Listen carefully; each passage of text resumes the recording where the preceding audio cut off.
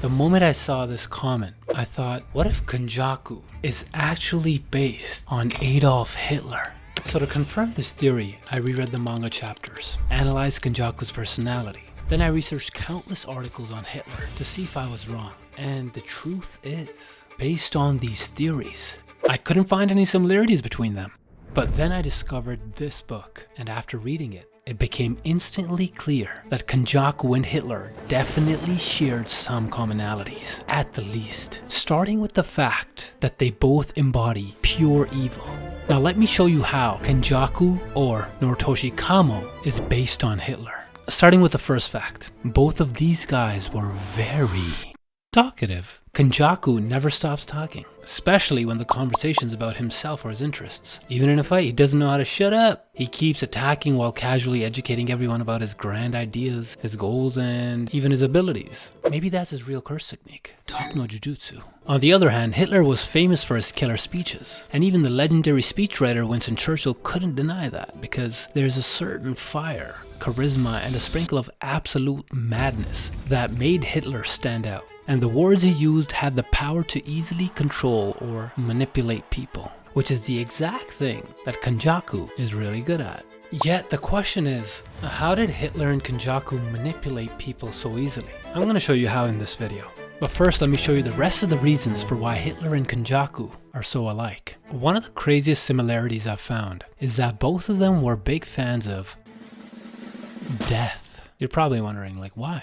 It's because Kenjaku believed that humanity would evolve through optimized cursed energy. That's why he conducted the culling games in the first place, because he wanted sorcerers to fight each other to death in order to satisfy his curiosity and gain a deeper understanding of cursed energy. But these countless deaths would also bring him to his ultimate goal, the uncontrollable chaos, aka the merger. The ritual where people in Japan fuse with a higher entity, which is Tengen. Through this ritual, Tengen will transform into a mindless monster with the power to wipe out all of humanity. So in a nutshell, Kenjaku's obsession with death stems from his belief that it's a necessary step for humanity to evolve through cursed energy. He orchestrated the culling games and the merger all to fuel this dark and creepy curiosity. Now to compare with Hitler, according to this book, throughout his life, Hitler was infatuated with death. Even in moments of victory, death was on his mind. Crazy. Even in the middle of World War II, Hitler just couldn't stop yapping about his own death. He also had a weird thing for Macart's painting, The Plague in Florence, which was all about death and decay. And in fact, when he finally got his hands on it, a secretary reported that he was as overjoyed as a schoolboy and clapped his hands as he exulted over the piles of greenish yellow corpses. Now that's creepy. But if you think that's dark, let me tell you something darker. Hitler also ordered the production of film strips that showed the execution of criminals, meaning to insinuate that he enjoyed watching people die. Wow. Hitler also had a strange obsession with decapitation, especially when it came to severed heads. Wait a minute, that kind of reminds me of someone. So in certain sections of the book, the psychological reasons behind Adolf Hitler's fascination with war and death were explained. One of them is expressed in this line: warfare permits the individual to act out in socially approved ways what in peacetime he is required to repress. Impulses of aggressive rage and violent destruction. This simply means that war allowed people to express their suppressed feelings of anger and violence that are typically restrained during times of peace. But there is another reason for why they were fascinated by death, and that is that both of them were pursuing immortality. Let me explain. So Hitler believed that through death, he could achieve immortality by leaving a lasting legacy of his fame. He even thought that he'd be more famous than Napoleon. Okay, that sounds poetic and all, and I guess seems achievable. But the moment when Hitler convinced himself that he was the German Messiah and believed that after death, he'd have a special place among the immortals of Mount Olympus, that's when I was like, bro, stop it. You're not Percy Jackson. And then there was another time when Hitler told his doctor, I shall become the greatest man in history. I have to achieve immortality, even if the entire German nation perishes in the process. Yeah, even the doctors couldn't help this guy. Hitler also believed that a magical youth elixir exists. He even considered sending an expedition to find it. This concept of immortality applies to Kenjaku. as he extended his life by jumping between different bodies for thousands of years. However, unlike Hitler, who viewed himself as a messiah, I believe Kenjaku never dreamed to be a god. He's just doing the most evil things out of his own simple curiosity. Since we've been talking about gods and immortality, let me share something I've found out about this book, where Hitler saw himself as a Germanic god. I'll explain how this story relates to Kenjaku as well. So according to Robert G. L. White, when Hitler was holed up in his secret bunker in Berlin, he might have pretended to be Wotan or Odin. Now Hitler thinks he's in the Marvel Cinematic Universe. Wait, he was in the Marvel Cinematic Universe. The author pointed out that the god and the dictator do have some similarities. Wotan had the power to inspire people, and Hitler had the power to influence his followers. But both of them also had their dark sides. Wotan was a god associated with desolation and death, demanding human sacrifices just like Hitler, who caused destruction and death. Now let me explain how Kenjaku, Hitler, and Wotan were similar. They all have many faces, which is also the reason why they can easily manipulate people. So, Wotan is a god who could appear in different shapes in the eyes of different people, while Hitler proudly declaring himself the best actor in Europe because he concealed himself behind many masks. He could be gentle or brutal, calm or fanatical. Some saw him as a fair and wise leader, while others viewed him as a destructive dictator.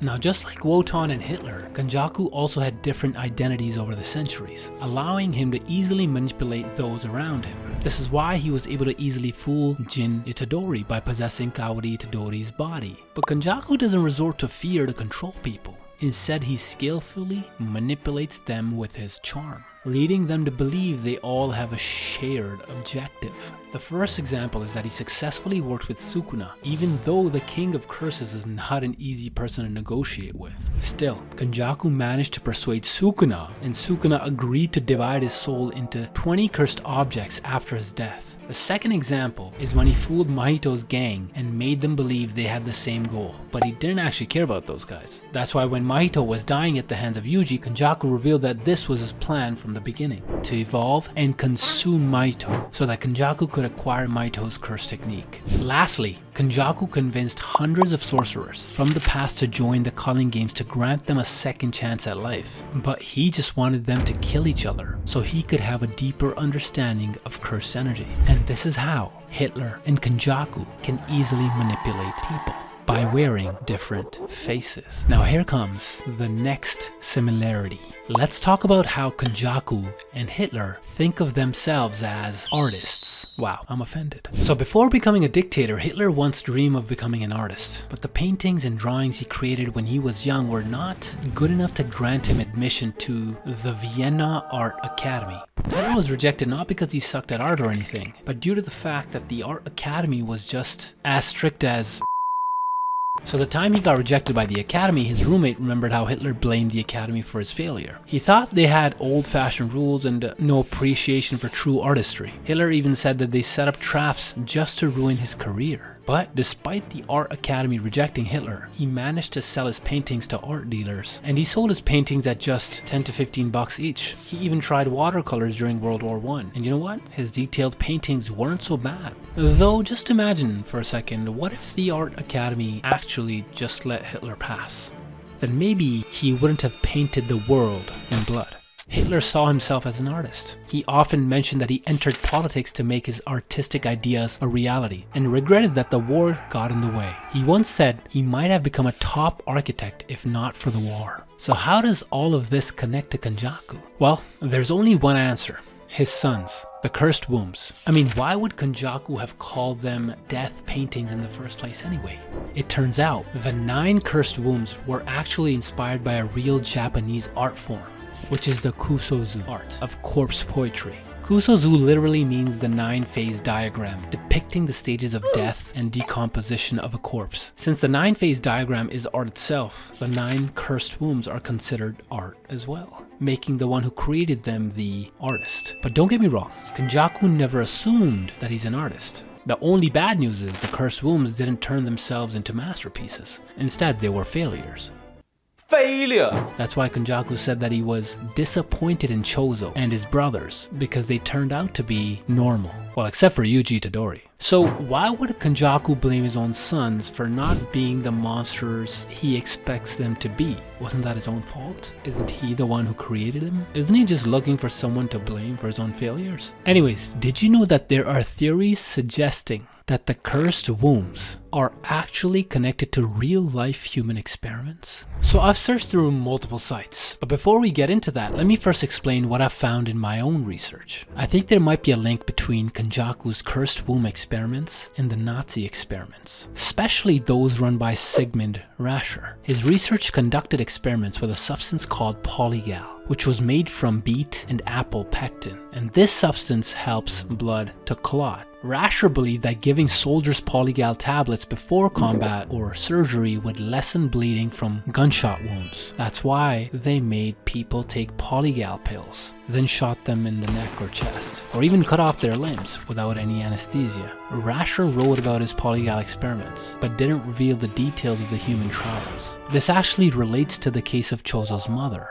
So during the Meiji era, there was a woman with a specific genetic composition who gave birth to a child who was half human and half cursed. But this strange pregnancy led her family to completely abandon her. So she took her child and ran to a temple where Jujutsu sorcerers worked. Unfortunately, Noritoshi Kamo captured the woman. The woman went through 9 pregnancies and had 9 abortions, but then all information about this and the woman were eventually destroyed. Yet, at some point, Tokyo Jujutsu High managed to collect all 9 death painting wombs. 3 of them were Chozo, Eso, and Keichitsu, while the other 6 had already been consumed by Yuji. Another related Nazi experiment is based on Bruno Weber. He injected people with blood that didn't match their own, causing their blood to clot and thicken. When the Nazis took blood from someone, they usually did it by entering a big artery, which often led to the person losing a lot of blood and ending up dying. What if these blood experiments might also be the inspiration behind the 9 cursed womb death paintings, especially since they can use blood manipulation techniques? Okay, so here's the theory that I found. According to the Jujutsu Kaisen subreddit, the Kamo clan's name comes from a legit Japanese group called the Kamo Detachment, aka